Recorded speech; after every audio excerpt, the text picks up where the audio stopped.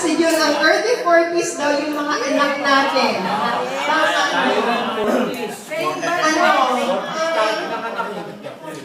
We joke, we share memories of long time ago. We try to remember sino yung ating mga advisors, sino yung ating crush, hindi ko lang alam kasi secret ba yun? Secret daw yung crush. Kaya, ngayon hindi na secret. Okay.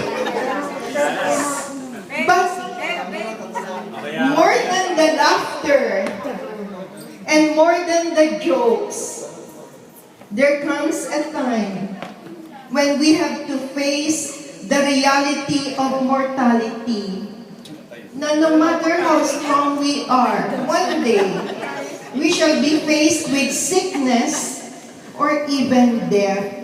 At yun po yung nangyari sa amin just this March 16 to April 6.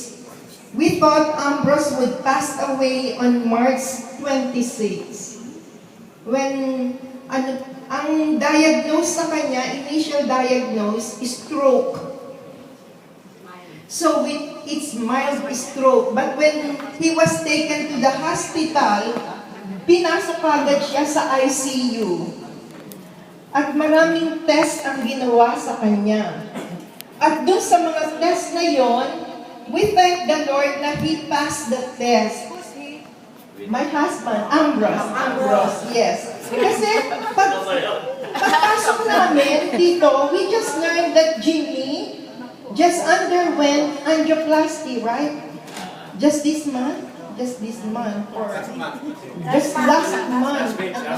And sabi nga ni baby, he was driving when it happened. So he went directly to the hospital.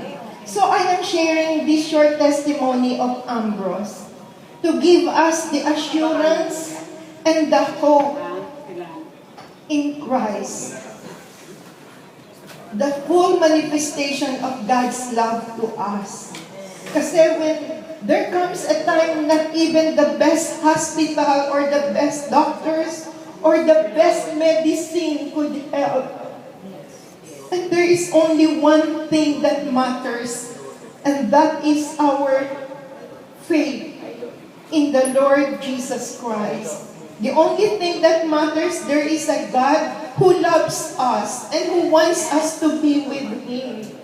And who wants us to overcome and to be victorious sa ating pagharap sa buhay, maging sa kamatayan. So when it happened, na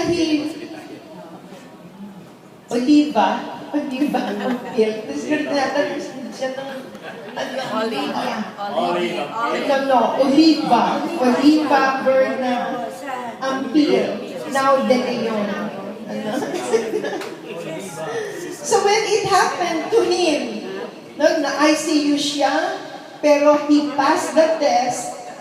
Wednesday morning, sabi ko sa kanya, Daddy, God's favor is upon you. You have passed the test sa stroke. Everything